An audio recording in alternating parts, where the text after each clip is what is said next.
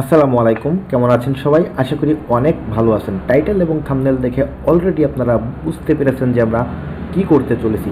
হ্যাঁ গাইস, আজকে আমরা দাড়ি কাটিং দাড়ি এস্টেটের টিউটোরিয়াল ভিডিও নিয়ে চলে এসেছি। সো আজকে স্টেপ বাই স্টেপ দেখাতে চলেছি কিভাবে দাড়ি এস্টেটিং মানে রিবন্ডিং করতে হয়, কোকড়া দাড়ি সোজা করতে হয়। তো গাইস, যারা এখনও আমাদের চ্যানেলটি সাবস্ক্রাইব করেননি, চ্যানেলটি সাবস্ক্রাইব করে পাশে থাকা বেল আইকনকে বাজিয়ে দিন। তো গাইস, ABC তিনটে ক্রিম দেখছেন। ফার্স্ট আমরা এই তিনটে ক্রিম দিয়ে স্ট্রেটটা করব A to Z।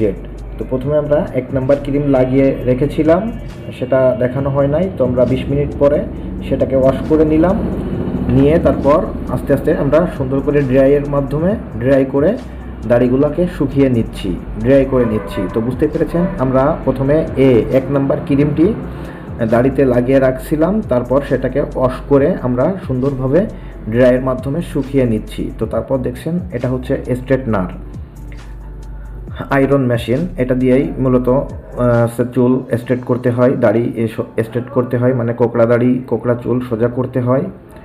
তো একই প্রসেসে কিন্তু আপনার চুলও স্ট্রেট করতে হয়, একই প্রসেসেই।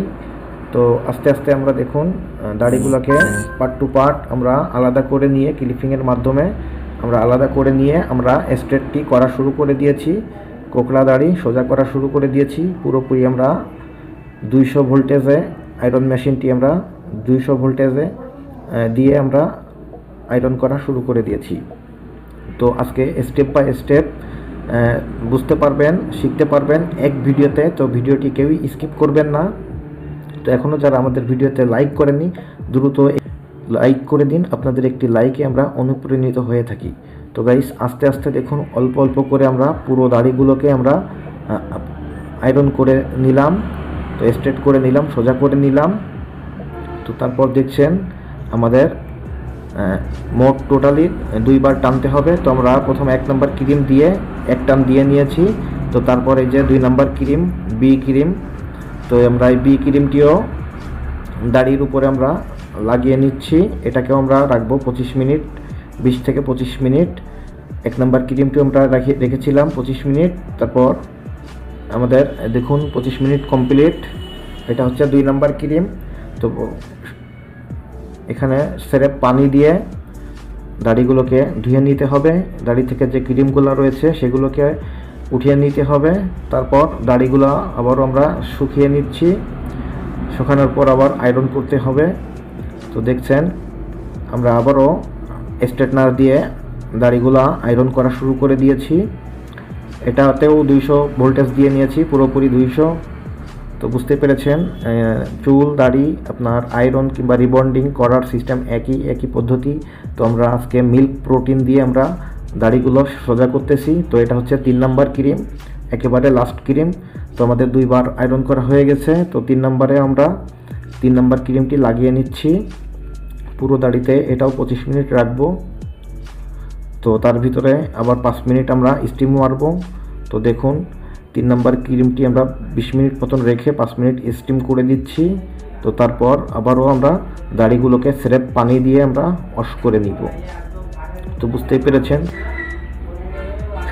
3 নাম্বার ক্রিমের কাজ চলতেছে, এটা হচ্ছে লাস্ট স্টেপ। এখন আমরা দাড়িগুলোকে সুন্দর করে আমরা শুকিয়ে দিব, শুকিয়ে আমাদের কাজ কমপ্লিট। তো অবশ্যই আমাদের ভিডিওটি বুঝতে পেরেছেন, না হলে আরেকবার রিপ্লে করে দিয়ে দেখবেন, অবশ্যই বুঝে যাবেন। তো ফাইনালি এখন আপনারা লাস্ট লুকটা দেখবেন। অবশ্যই আমরা এক ভিডিওতে দেখানোর চেষ্টা করেছি স্টেপ বাই স্টেপ দাড়ি চুল কিভাবে রিবন্ডিং করতে হয়। তো এখন আপনারা আমাদের ক্লায়েন্টের মুখ থেকে। আপনি কোথা থেকে এসেছিলেন? আমার যশোরের ভিতরেই বাসা, বাগারপাড়া থানার ভিতরে। বাঘারপাড়া থানা থেকে আসছেন, তাই তো? জি। আমাদের যশোর রাজারহাট রামনগর পিকনিক কর্নারে। তো ভাইয়ের আমরা দাড়িটা স্ট্রেট করে দিলাম। ভাইয়ের দাড়ি অনেক কোকড়া ছিল, আমরা দাড়িটা স্ট্রেট করে দিলাম আমরা। তো ভাই, আপনি কি দাড়ি স্ট্রেট করায় খুশি? জি, ইনশাআল্লাহ আলহামদুলিল্লাহ। খুশি হয়েছেন? জি জি, ভালো লাগতেছে? তো আবার আসবেন ইনশাআল্লাহ। তো গাইস, দেখলেন আমরা পুরো স্টেপ বাই স্টেপ ভাইয়ের দাড়িটি আমরা স্ট্রেট করলাম। অবশ্যই আমাদের ভিডিওটি যদি আপনার কাছে ভালো লেগে থাকে তাহলে ভিডিওতে একটি লাইক দিয়ে চ্যানেলটি সাবস্ক্রাইব করে রাখবেন। আমাদের এরকম আরও টিউটোরিয়াল ভিডিও আপনার কাছে পৌঁছাতে সাহায্য করবে। তো সবাই ভালো থাকবেন, সুস্থ থাকবেন। আসসালামু আলাইকুম।